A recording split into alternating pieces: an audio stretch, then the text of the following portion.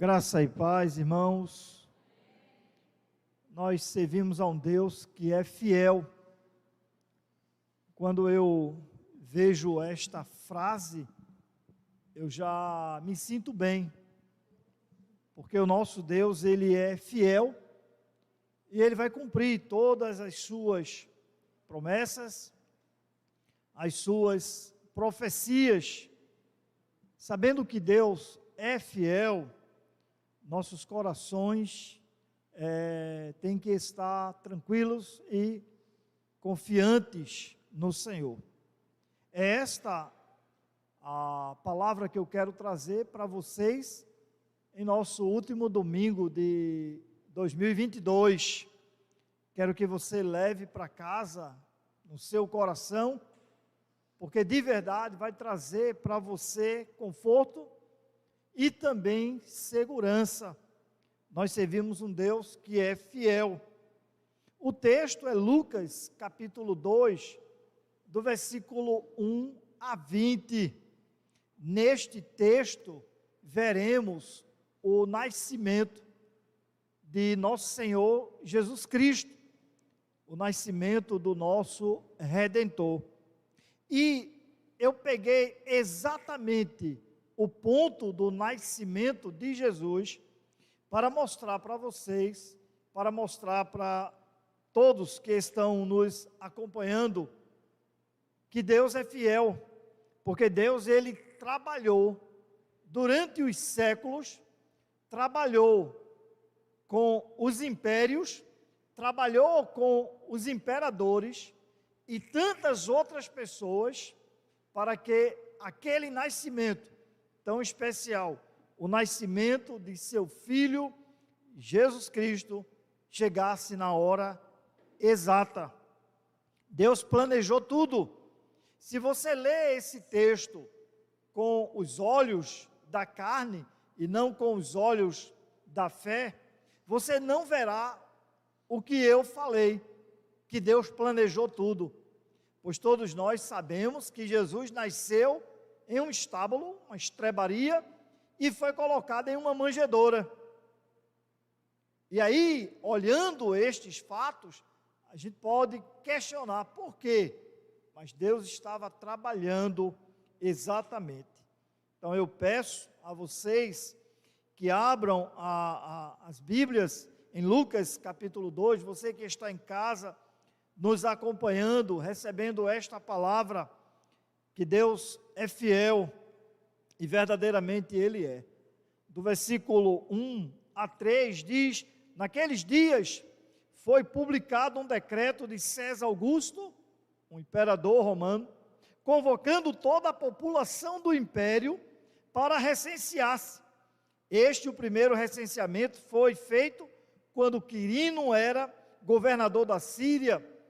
Todos iam alistar-se, cada um a sua própria cidade. José também saiu da Galileia, da cidade de Nazaré, e foi para a Judéia, até a cidade de Davi, chamada Belém, por ser ele da casa e família de Davi. Jesus, ele tinha que nascer em Belém. De lá sairá o guia que há de apacentar o povo de Deus. De lá sairá o nosso Salvador, o Cristo, o Senhor. Mas para que isto acontecesse exatamente como Deus profetizou, José, juntamente com Maria, a sua esposa, tinha que estar em Belém. Agora, eu posso perguntar a vocês, eles, José e Maria, eles tinham alguma viagem programada para Belém? Tinha não. Eles não tinham nenhuma viagem programada para Belém. Entretanto, Deus sabia melhor do que qualquer um que eles precisavam estar lá. O que ele fez? Pegou o imperador com o império que supostamente atribuímos a César Augusto, e ele fez um decreto exatamente naquele dia, naquele momento, na hora exata. Todo mundo tem que se recensear, tem que voltar para a sua cidade natal. E aí, meus amados, o que foi necessário? José teve que pegar Maria, a sua esposa. Eu não sei exatamente com quantos meses e dias e horas ela estava grávida, mas eu digo para vocês que não era uma viagem confortável, agradável e segura para aquele casal. Provavelmente ele não tinha, como eu falei, viagem programada. Ele disse, vamos lá. E aí eles vão, qual o meio de transporte? Eles vão em cima, provavelmente, de um animal de carga, que não é nada confortável para um homem, diga-se, um homem saudável, e para uma mulher grávida. Mas vamos lá, tem que ir. José não está sabendo de todos os detalhes, o anjo já o instruiu, que esse filho é santo. O anjo já instruiu, que é obra do divino Espírito Santo. E assim eles partem. Versículo 4, José também saiu da Galiléia, da cidade de Nazaré, e foi para a Judéia, até a cidade de Davi, chamada Belém, por ser ele da casa e família de Davi, a fim de alistar-se com Maria, sua esposa, que estava grávida. E aconteceu que, estando eles ali, chegou o tempo de ela ter a criança. Então Maria deu à luz o seu filho primogênito, enfaixou o menino e o deitou numa manjedoura, porque não havia lugar para eles na hospedaria. No livro de Miqueias, capítulo 5, versículo 2, diz, e tu, Belém, Efrata, de ti sairá o guia. Um livro de um profeta que falou séculos antes do nascimento de Jesus. É de Belém. Vocês devem lembrar quando Herodes chama aqueles 3 homens do Oriente e eles perguntam aos sacerdotes, aos levitas da época, onde é que o Cristo vai nascer? Em Belém. Até muitos líderes da época de Jesus, os próprios sumos sacerdotes, o Sinédrio, eles pensavam que Jesus tinha nascido em Nazaré, nazareno. Eles pensavam, Nazaré na região da Galiléia, Belém na Judéia. E Deus é fiel, Ele profetizou e vai usando os meios, todos os meios, até conduzir. Os nossos corações, eles precisam estar em paz. Deus, Ele nunca deixou de reinar. Aí a gente fica preocupado com uma situação, com outra. A gente se preocupa com o presente, com o futuro, e fica se lastimando do passado, quando Deus está em controle de tudo. Quando eles fazem esta viagem de quilômetros, e aí eles chegam em Belém, qual é o nome da hospedaria que recebe eles? Qual o nome? Nenhuma, não tem lugar não. Ninguém foi sensível para olhar assim e dizer, uma mulher grávida, eu vou dar meu lugar para ela. Você não. Você é um homem, você pode se virar. Mas para esta mulher, ninguém. Mas amados, não é que Deus esqueceu de fazer o pré-natal, vamos assim dizer, não é? De Maria, e aí, na última hora, Deus disse, e agora? Não tem onde... Não. Deus vem nos ensinando. E aí, eles vão até a estrebaria, porque na hospedaria não há lugar para eles. E aconteceu que, estando eles ali, chegou o tempo de ela ter a criança. Então Maria deu à luz seu filho primogênito, enfaixou o menino e o deitou numa manjedoura, porque não havia lugar para eles na hospedaria. No livro de Gálatas, vocês podem ler em casa depois, Gálatas 4:4, diz que no tempo da plenitude, na época certa, Deus enviou seu Filho, nascido de mulher, na plenitude dos tempos. Jesus, ele nasceu exatamente quando era para nascer. Mas se ele tivesse que nascer hoje, em Recife, com tantos hotéis, à beira-mar, final de ano, festas, e não houvesse nenhum lugar para ele, aliás, para eles se hospedarem, e ele, Jesus, nascer, aonde ele poderia nascer? Eu fiquei imaginando, poderia ser no Lamanar, não é verdade? Não tem lugar em hospedaria, mas aquele lugar é inacessível, parte de barro, como é que vai chegar lá? Ora, e você acha que na época as estradas, elas eram asfaltadas, sinalizadas? Poderia ser lá. Mas também eu pensei que poderia ser lá na oficina do irmão Wellington. Mas, rapaz, cheio de carro, peças espalhadas, graxa. Exatamente. Ou quem sabe, meus amados, em nossa casa, batendo na minha casa, batendo na sua casa, não tem lugar. Não tem lugar. Nosso Deus, ele é incrível. Ele de verdade, ele é fiel. Ele cumpre as promessas. Nenhuma passa despercebida. A gente precisa entender que ele é o Deus da glória. A glória do Espírito Santo desceu sobre Maria. E a criança, obra do Espírito Santo. E Deus vai cumprindo tudo. Foi difícil para eles chegarem em Belém? Claro que foi. A gente, como cristão, a gente quer uma vida muito fácil. A gente quer uma vida com facilidade.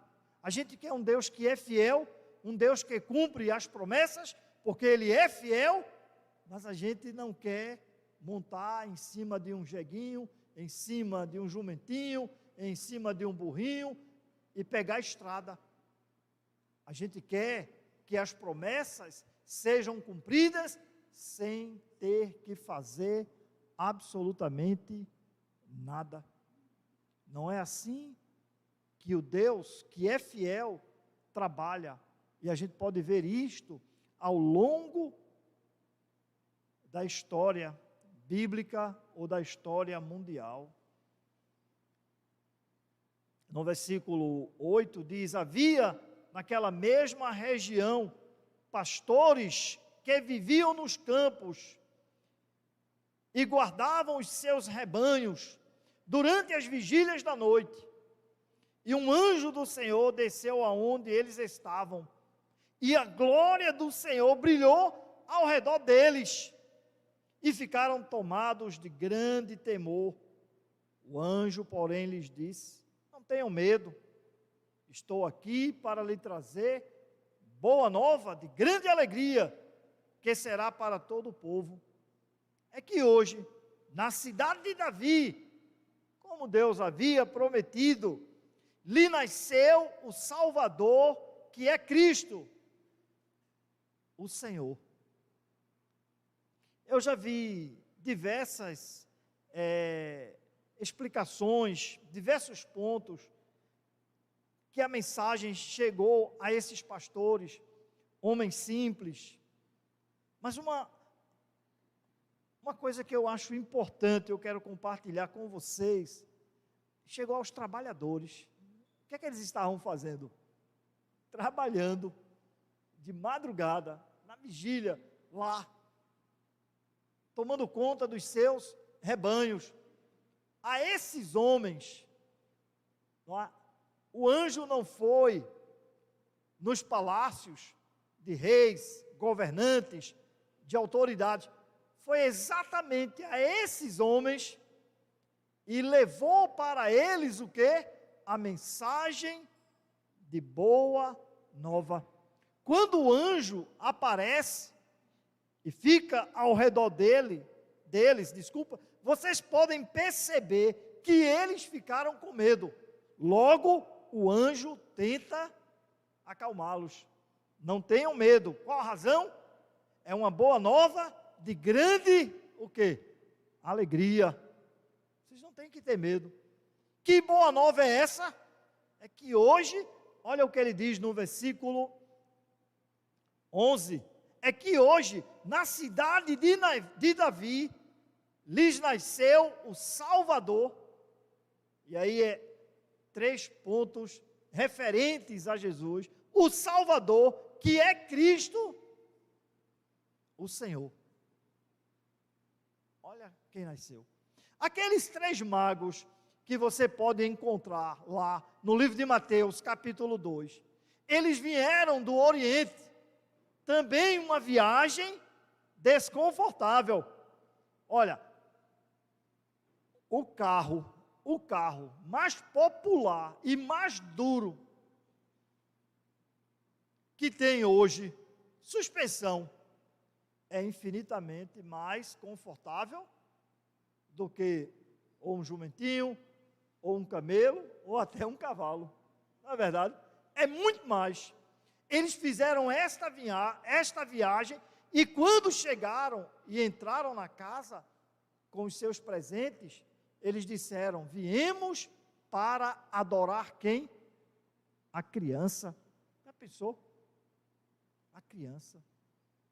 Deus é fiel, meus amados irmãos. Deus é fiel. Agora a gente percebe que na própria história, pessoas que a sociedade ou o mundo não atribuía, foi para quem a mensagem foi, e hoje em dia ainda continua sendo assim. A mensagem de boa nova, de grande alegria, é para todos, mas isso não quer dizer que todos, infelizmente, todos ouvirão. Quem é Jesus? Você pode dizer: Jesus, Ele é o Salvador, Ele é o Cristo e Ele é o Senhor. Esta é a grande verdade de quem é Jesus. Versículo 12: isto lhe servirá a vocês de sinal. Vocês encontrarão uma criança envolta em faixas e deitada em manjedoura.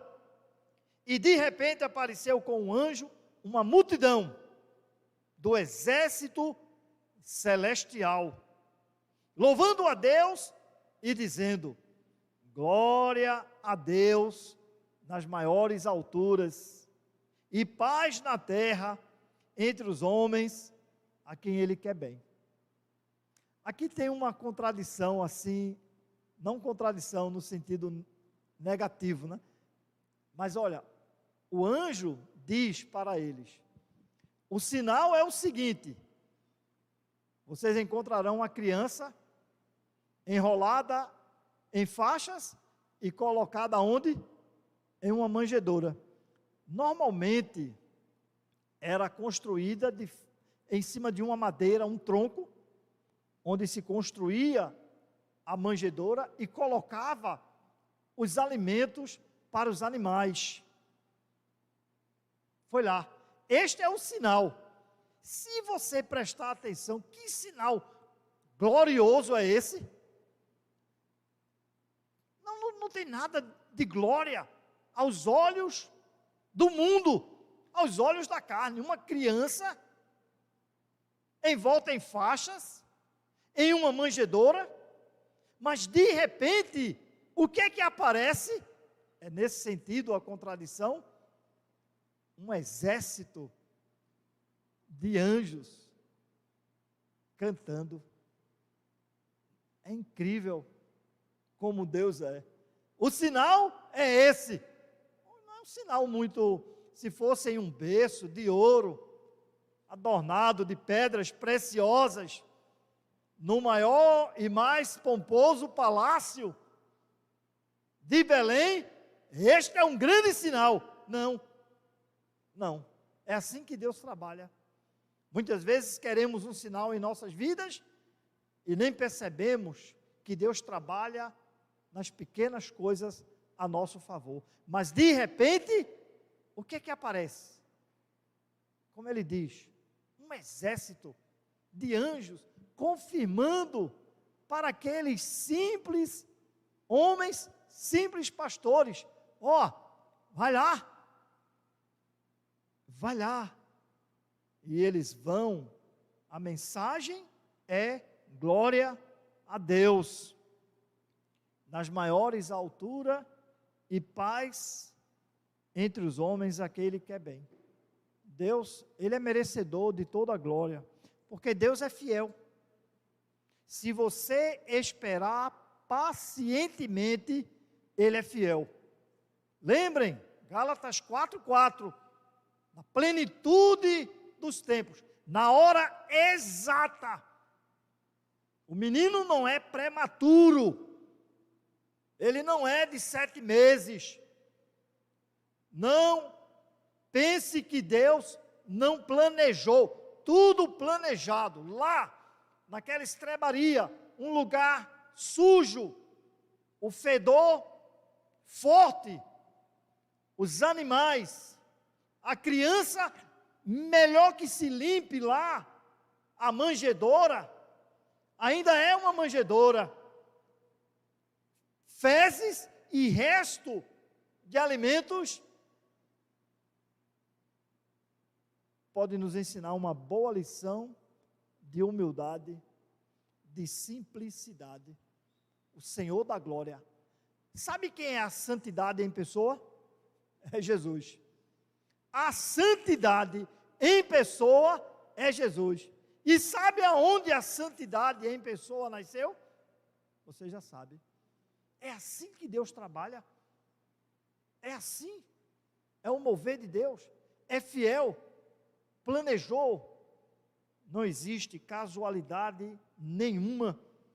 Versículo 15. Quando os anjos se afastaram deles, da milícia celestial, e voltaram para o céu, os pastores disseram uns aos outros: vamos até Belém e vejamos os acontecimentos que o Senhor nos deu a conhecer.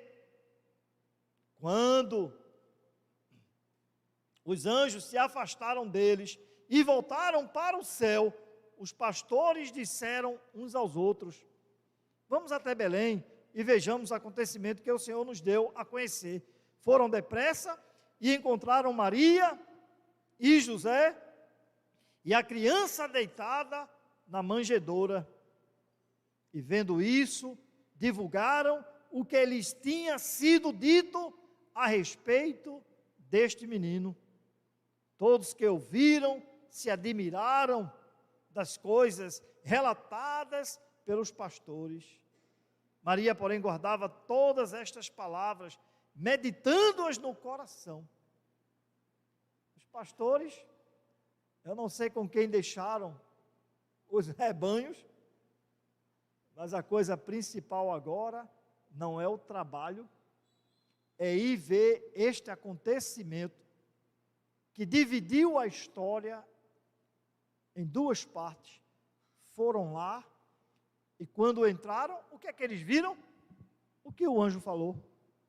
José, Maria, a criança, lá em volta, as faixas, deitada onde?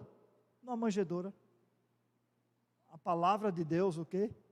Se confirmando. Os pastores relataram o que os anjos falaram. O que o anjo inicial falou. Olha, isso. Eles falaram. Todo mundo ouviu o que Maria fez. Guardou aonde? No coração. Onde é que devemos guardar as palavras do nosso Deus fiel? Em nossos corações. O que é que devemos fazer com esta mensagem? A mensagem do nascimento do Filho de Deus? O que devemos fazer com esta palavra? Que Ele é o Salvador, o Cristo, o Senhor? É exatamente o que os anjos fizeram. Os anjos foram e relataram. E nós precisamos relatar. Sabe o que este mundo mais precisa? É de um Salvador. De um Salvador. É Jesus Cristo. A nossa causa é Jesus. A nossa causa é Jesus. Se existe uma pessoa, realmente é se existe uma pessoa que devemos defender, é Jesus. E por que se? Porque a única pessoa que existe não precisa de defesa. Não precisa. Você não tem que pegar uma espada para ir lutar por Jesus. Você não, ele é maior de idade, ele sabe se defender. Pode ficar tranquilo. A única coisa que a gente tem que fazer, sendo necessário, é morrer pela causa. Nunca matar pela causa. Mas na história bíblica você vê exemplo, você vê Estevão e tantos outros que morreram pela causa do Evangelho. E o único que pegou uma espada e que quis, ele disse, guarda a espada, e Pedro, pronto para morrer com uma espada, mas sem a espada não. A mensagem que nós temos que levar, meus amados, é a mensagem que o anjo falou. Não tenha medo. Eu trago para vocês boa nova de alegria. A nossa mensagem é uma mensagem nova de alegria. Em que sentido, não é? É o Salvador. E por incrível que pareça, hoje, depois de 2000 anos atrás, por incrível que pareça, parece que tem que ser nova mesmo. Nova para o mundo e nova para aqueles que julgam e dizem que já receberam. É nova de paz, é de alegria, é glória a Deus nas alturas e paz a quem? Aos homens. Essa é nossa mensagem. Nossa mensagem.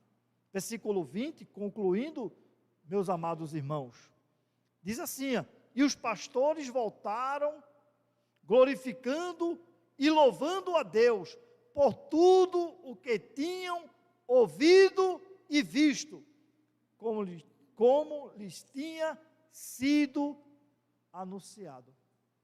Os anjos anunciaram, e eles conferiram, e foi confirmado. Os anjos anunciaram, aí eles foram lá, conferiram, e é a verdade.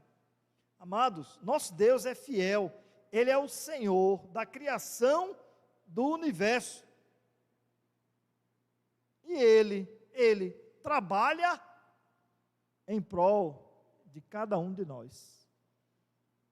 Eu peço ao amado Edson que coloque esse último, porque até eu vou vir para cá, que é para também receber esse dedo. Você pode acreditar, você pode, e confiar nele. É fiel. Não tenha medo, futuro, presente, não tenha medo das pessoas, não tenha medo de sistema. A gente tem um Deus que está trabalhando nos séculos. E sabe quando isso vai terminar? É quando a última trombeta, irmão Brasil, soar, e aí a gente for reunido em um só povo e subir para a glória. Lá não haverá choro, não haverá ranger, não haverá pranto, dor ou morte. Deus é fiel. Amém?